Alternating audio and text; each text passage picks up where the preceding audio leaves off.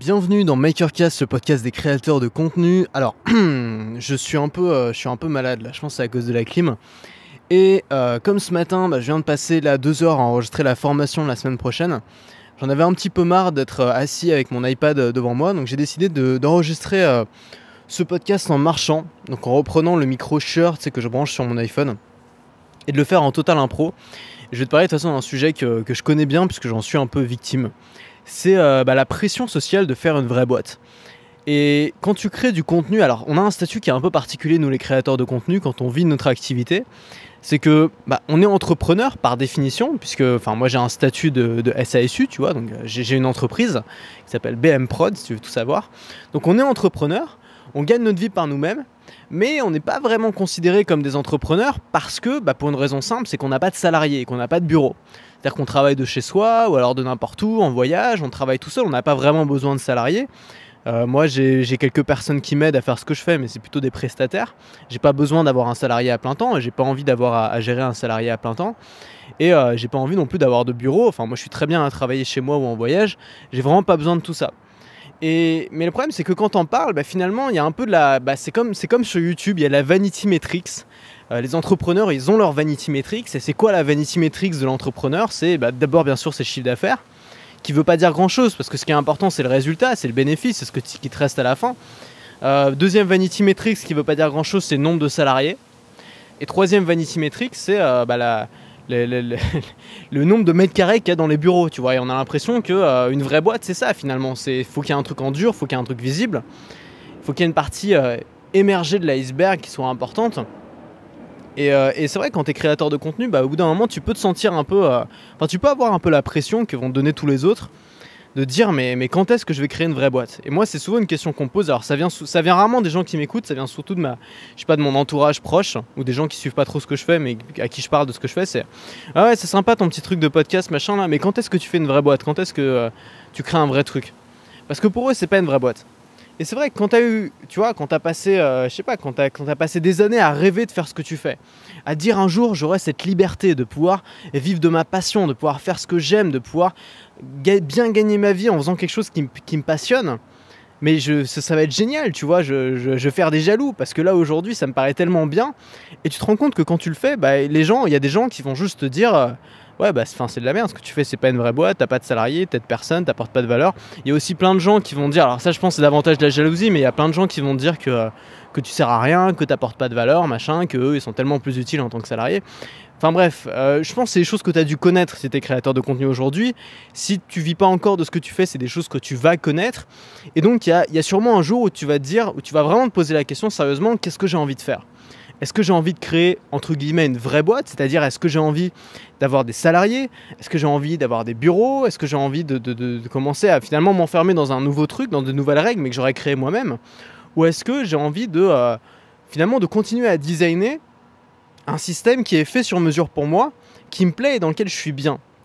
Et cette question, elle est difficile, parce qu'il y a la question de l'ambition. Il y a toujours un grand dilemme dans ma tête, c'est est-ce que je privilégie le bien-être, le bien vivre, ou est-ce que je privilégie l'ambition? Et en fait, j'essaie de trouver un truc qui est un peu entre les deux, et aujourd'hui, ce que je fais, ça me convient vraiment, parce que d'un côté, il y a la place pour l'ambition, parce que tu peux progresser, tu peux faire de nouvelles choses, tu peux tester de nouvelles choses, c'est un business qui est scalable, si tu veux. C'est-à-dire que tu peux augmenter ton audience par 10, tu peux augmenter ta fréquence de vente par 2, tu peux augmenter plein de choses en fait. Donc c'est un business qui est scalable, mais tu restes tout seul, il n'y a pas vraiment d'aspect visuel à ça, c'est-à-dire que les gens ne le voient pas vraiment. Et toi, tu as envie de le montrer, tu as envie de prouver. Souvent, quand tu as réussi, tu as envie de prouver à ta famille que tu as réussi, tu as envie de leur montrer, tu as envie de dire regardez, c'est moi qui paye l'addition aujourd'hui, tu vois. Mais au final, je pense que ma vision là-dessus, j'ai pas vraiment de conseils précis à donner parce que je pense que ça dépend des gens. Mais ma vision là-dessus, c'est que il faut arrêter de se soucier de ce que pensent les autres, il faut arrêter de vouloir prouver à tout prix des choses aux autres, parce que c'est ça qui nous empoisonne. Et j'ai vu plein de gens qui sont forcés finalement à créer un vrai business entre guillemets, qui sont forcés à créer un truc en dur, à prendre des salariés, à recréer une vie de bureau alors qu'ils n'en avaient pas besoin. Les créateurs de contenu, je pense qu'on n'a pas beaucoup qui ont besoin de salariés.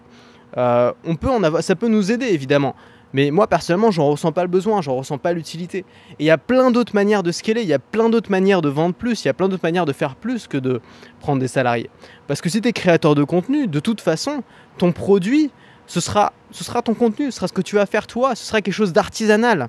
Et je pense que le danger, c'est de vouloir créer quelque chose à la chaîne, finalement, faire passer à l'usine quelque chose qui est censé être artisanal. Tu vois, je sais pas si t'es déjà allé en Bretagne, tu sais, t'as les petits bols bretons là, avec les noms dessus, avec les prénoms des gens dessus. Bon, bah, il y a toujours la vieille usine, le vieux fabricant où c'est encore fait main, et puis il y a les trucs qui sont faits en Chine. Et bah, quand tu vas en Bretagne, t'as envie d'avoir le truc fait main qui t'a payé quelques euros de plus, tu vois.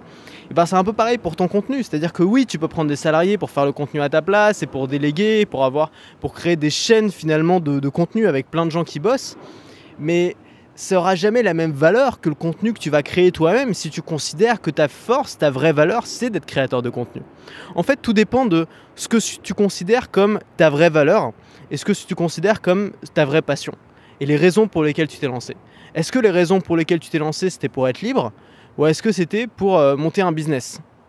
Est-ce que la raison pour laquelle tu t'es lancé, c'était parce que tu aimes la création de contenu ou parce que tu as envie de faire de l'argent? Et il n'y a pas quelque chose qui est bien et quelque chose qui est mal. Tout dépend de la raison pour laquelle tu t'es lancé. Et tout dépend de ce que tu aimes faire aussi.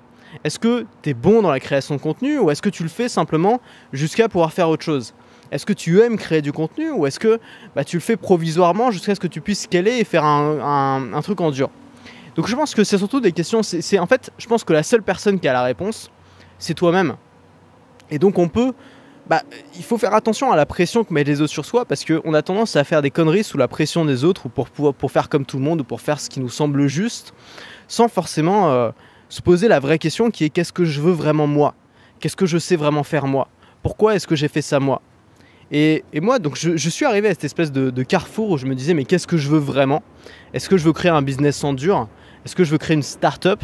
Est-ce que je veux créer un produit ou un service en ligne? Quelque chose qui soit en dehors des formations? Ou est-ce que je veux continuer à créer du contenu pour l'instant? Alors je peux pas dire comment je penserai dans 10 ans, si ça se trouve j'aurais totalement changé d'avis. Mais finalement je me suis vraiment mis face à moi-même et je me suis posé cette question. Et j'ai compris une chose, c'est que en fait moi, pourquoi je m'étais lancé? C'était pour être libre. La raison principale pour laquelle je me suis lancé dans la création de contenu, c'était pour la liberté. C'était pour pouvoir travailler quand je voulais, c'était pour pouvoir faire ce que je voulais, c'était pour pouvoir voyager autant que je voulais. Et finalement, cette liberté-là, je l'ai aujourd'hui. Et c'est un cadeau énorme. Et je sais que si je m'enfermais dans un business, si j'essayais de créer un vrai business, entre guillemets, aux yeux des autres, j'aurais quelque chose dans lequel je serais moins libre. Parce que j'aurais plus de responsabilités dans mon business, j'aurais des salariés à gérer ou des partenaires à gérer. Ça me prendra beaucoup plus de temps, il y aura beaucoup de tâches que je ferai que j'aimerais pas faire. Et au final, la vraie question, c'est quelle valeur tu apportes aux autres? Est-ce que tu apportes plus de valeur aux autres en créant une start-up? Ou est-ce que tu apportes plus de valeur au monde en créant du contenu? Et ça, c'est une autre vraie question à se poser. C'est aux yeux de ces gens-là qui te mettent la pression, ce que tu fais, ça sert à rien, mais souvent, c'est pas des gens qui t'écoutent. Souvent, c'est pas des gens qui écoutent tes conseils. Souvent, c'est des gens externes. Parce qu'en face, tu as des gens qui écoutent tes conseils, des gens que tu peux aider, des gens qui, eux, vont te dire « Moi, c'est fou ce que j'ai appris avec toi. Moi, tu as changé ma vie. Moi, tu m'as permis de me lancer. » Et finalement, ces gens-là, à ton avis, je te pose juste la question et je la laisse en suspens. À ton avis, les gens à qui tu as changé la vie grâce à ton contenu parce que tu leur as permis de réaliser des choses, est-ce que tu penses que ces gens-là, tu leur as plus changé la vie avec ton contenu? Ou est-ce que tu penses que tu leur as plus changé la vie si tu avais lancé une app pour s'envoyer des photos à la con ou une start-up, tu vois, comme il en existe 10 000 autres? Qu'est-ce que tu penses vraiment? Et la question qui vient ensuite, c'est combien de personnes tu veux toucher? C'est-à-dire que si tu fais du contenu pour changer la vie des gens, tu vas probablement pas changer la vie de millions de personnes. Tu vois, il n'y a qu'un mec comme Tony Robbins qui peut faire ça à l'échelle de millions de personnes. Mais ça a probablement touché quelques personnes. Par contre, si tu fais une app pour s'envoyer des photos coquines, tu vas pas changer la vie des gens, mais tu vas pouvoir toucher peut-être des millions de personnes. Donc la question suivante à se poser, c'est est-ce que je préfère avoir beaucoup d'impact dans la vie de quelques personnes ou est-ce que je préfère avoir un impact minime dans la vie de millions de personnes? Et ça, c'est aussi une question que je me suis posée moi. Et finalement, la réponse, c'était que je préfère... pour moi, je trouve ça plus gratifiant et plus agréable de travailler dans ces conditions-là, d'essayer d'avoir beaucoup d'impact dans la vie de peu de gens. Et c'est pareil dans le domaine de la création de contenu. Je préfère être un petit créateur de contenu, pas très connu. Je ne suis pas très intéressé par la popularité. Pour l'avoir testé un petit peu sur YouTube, je sais que c'est pas quelque chose qui me fascine moi. Mais moi, ce qui m'intéresse, c'est qu'il y a des gens qui puissent revenir me voir et me dire « Putain, grâce à toi, je me suis lancé. Grâce à toi, j'ai lancé mon truc, j'ai créé ma chaîne, j'ai créé mon podcast. Grâce à toi, j'ai développé un nouveau métier, je vis de ma passion. Grâce à toi, je voyage partout. Grâce à toi, je fais ce que j'ai toujours rêvé de faire. C'est ça, moi, que j'aime. C'est ça qui me fait vraiment plaisir. Donc, la conclusion de ce podcast, je n'ai pas pris de note là. Je te parle vraiment depuis tout à l'heure un peu en live. Donc il y a un peu tout. Enfin, tu vois, c'est pas très coordonné. Mais la conclusion, elle est simple. La conclusion, c'est que il n'y a pas une chose qui est bien, une chose qui est mal. C'est pas mieux de créer du contenu que de créer une vraie boîte. C'est pas mieux de créer une vraie boîte que de créer du contenu. Il y a une chose qui te correspond à toi. Et la deuxième chose à retenir de ce podcast, c'est que c'est jamais les autres qui vont dire ce qui te correspond à toi. Ça doit venir de toi. Il faut pas le faire pour prouver aux autres qu'ils ont tort. Ou il faut pas le faire pour faire plaisir aux autres. Ou il faut pas le faire par vanité, tu vois, pour montrer aux autres qu'on sait le faire. Mais il faut le faire parce qu'on en a envie. Il faut le faire parce que c'est vraiment quelque chose qui nous drive. Et je pense que c'est aussi un facteur clé de succès. C'est-à-dire que si tu veux créer une start-up mais que tu le fais uniquement pour pouvoir dire j'ai créé une start-up, il y a de fortes chances que tu te plantes. Tu regardes les gens qui ont créé une boîte hyper successful, c'est pas des gens qui ont créé une start-up parce que c'est cool de créer une start-up. C'est des gens qui avaient ça dans le sang, qui étaient obsédés par ça. Steve Jobs disait la raison pour laquelle il y a peu d'entrepreneurs qui réussissent, c'est qu'il y a peu d'entrepreneurs qui ont la volonté pour réussir. Et c'est vrai, c'est pas une question d'intelligence, c'est une question de volonté. Il faut avoir une volonté extrême qui fait que tu vas travailler tous les jours comme un dingue pour avoir ces résultats-là. Qui fait que tu vas te lever le matin en y pensant et te coucher le soir en y pensant.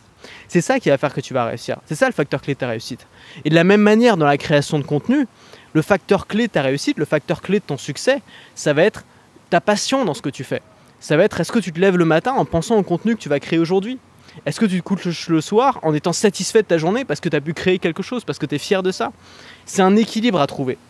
Donc, moi, je t'invite à réfléchir, je t'invite à mieux te connaître, à te poser des questions sur toi-même, à te demander qu'est-ce que tu veux vraiment. Te poser cette question simple, qu'est-ce que je veux vraiment ? Est-ce que je veux créer un truc ? Est-ce que je veux créer une vraie boîte avec des salariés, avec un bureau, avec finalement des contraintes, mais des contraintes que tu te seras imposées toi-même, donc qui te laisseront la liberté de choisir ? Ou est-ce que tu veux créer du contenu, devenir un créateur de contenu, devenir un spécialiste dans ton domaine, ce qui est aussi, finalement, ce qui est tout aussi respectable, c'est-à-dire qu'être un spécialiste, tu vois, personne va critiquer un médecin en lui disant ouais, quand est-ce que tu crées une vraie boîte ? Le médecin on le respecte parce que c'est un spécialiste de son domaine.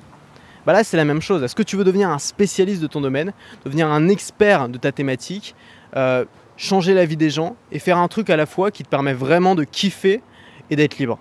Donc c'est la question qu'il faut se poser. Il n'y a que toi qui as la réponse à cette question, c'est pas moi qui te la donnerai. Voilà, je te laisse. On se retrouve demain pour le prochain podcast. Je suis toujours à Miami. Je me suis fait un petit week-end là, de 2 nuits dans un petit hôtel de luxe, un hôtel à Trump, je crois. Donc c'est vraiment un cliché, c'est ridicule en fait cet hôtel parce que c'est genre j'ai pris l'hôtel le plus cliché que j'ai trouvé dans le coin. C'était pas si cher parce que c'est dimanche, le dimanche c'est toujours moins cher. Je nous ai pris 2 nuits là dans cet hôtel et c'est un hôtel de Trump, tu sais, c'est un Trump resort. Donc je fais pas ça pour soutenir Trump ou quoi que ce soit, je fais juste ça parce que j'avais envie de prendre l'hôtel le plus ridiculement américain que je trouve et c'était celui-là. Et donc je te ferai probablement quelques photos et le prochain podcast sera enregistré là-bas. De toute façon, à demain.